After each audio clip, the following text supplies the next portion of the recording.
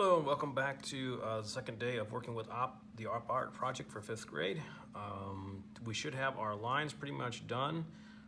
Today you will need a few items.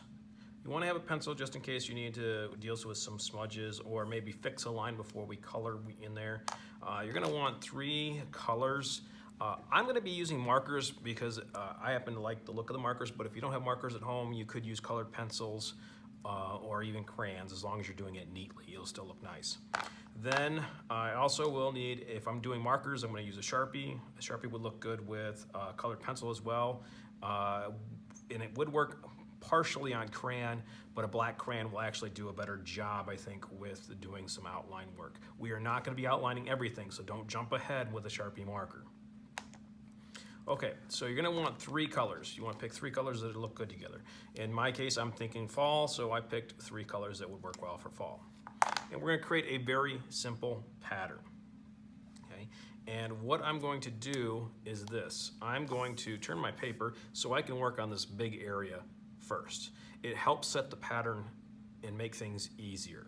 If you try to run and go through these shapes right away, it tends to make things really messy, and then you kind of have to redo the whole project, which would be a lot of work to redo.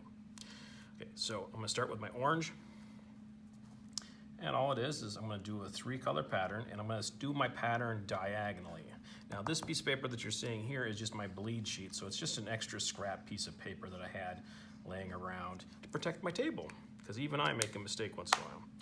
All right, next, then you're going to move to your next color. Now the way this is going to work is this. We're going to go diagonally. I'll show you what that means in just a second.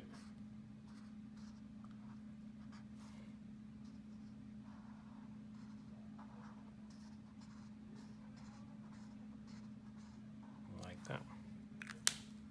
And I'm going to do my brown. Okay, I'm going to have to get a new brown because this one is damaged. All right, there we go. Now, when you're working with wide tip markers, remember, they're meant to be used from the side. The ink actually flows better out the side. The tip is great for small spaces, but when you can, you should use the wide side of a marker.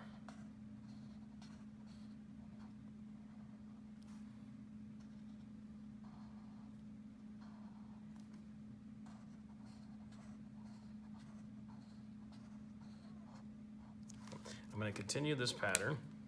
And the reason why I'm going and doing all the complete row is because it's a little faster than constantly switching markers every single time.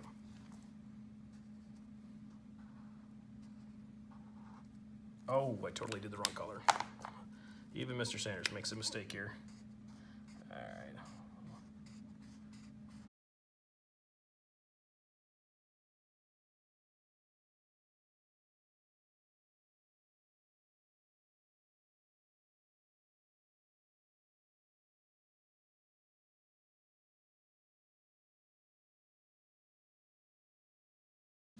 All right, so now this first corner here of the square actually becomes part of the circle here. So the way this is going to work is this. It's going to follow and get a little warped.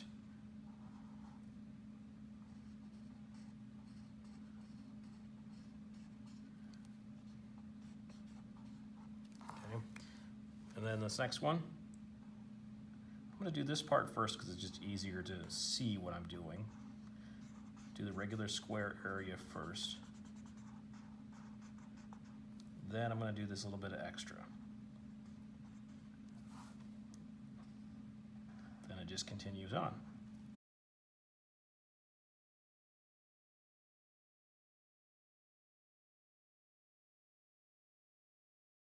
See my pattern there? Next is orange. Okay, so the next one here is orange. And what I'm going to do is go ahead and just do the first part of the square, then do this part.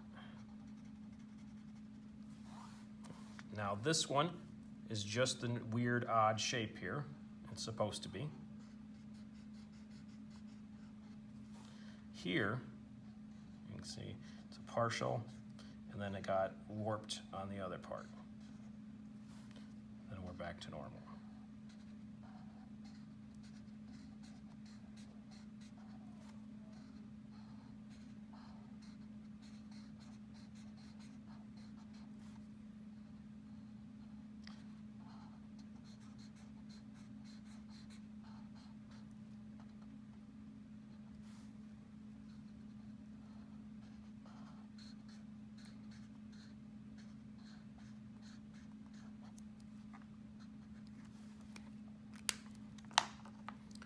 Okay, and I'll just this last row here.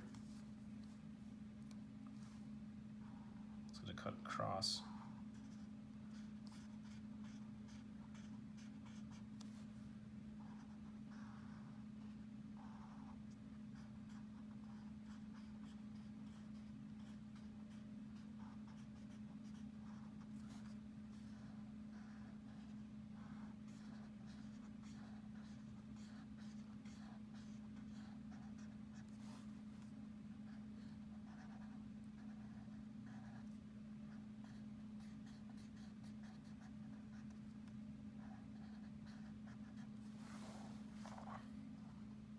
And at this point, I'm just going to go ahead and fast forward the video until I'm done coloring, and then to show you the last couple of steps.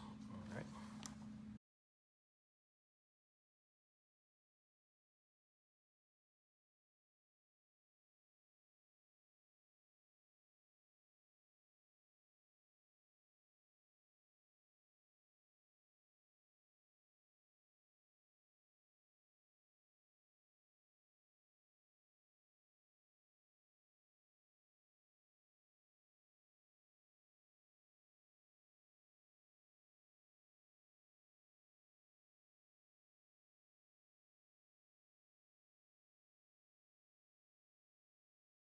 Next, before we do anything with the Sharpie, what I do like to do is go back in, do some touch-ups.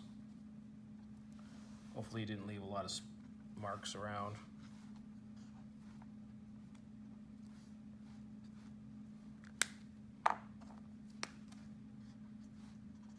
If you did, just touch them up.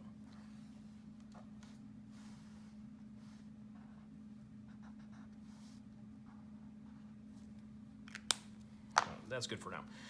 Next, the last real thing that I need you to do is then use your Sharpie or your black marker or your black color pencil, whatever you happen to be using. And what we're going to do is you need to be careful and really look for your lines. And you're going to outline your circle. Take your time, stay on the line.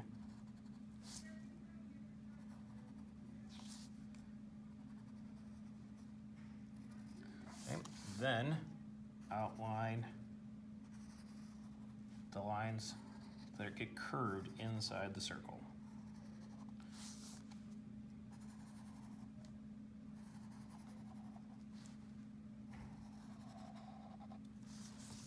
You can see a clear difference between the two. Okay.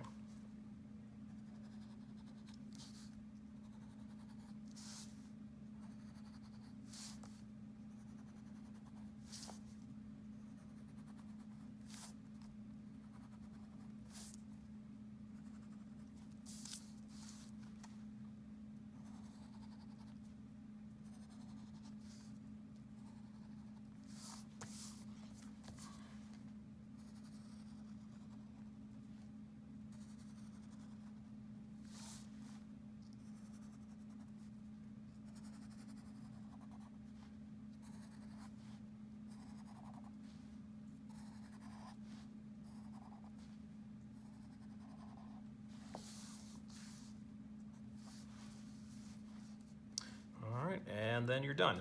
What I need you to do then at this point is you're going to snap a photo of it, send it to me through Google Classroom, and I can get you the points for it. All right, and I will see you guys next week for a new project.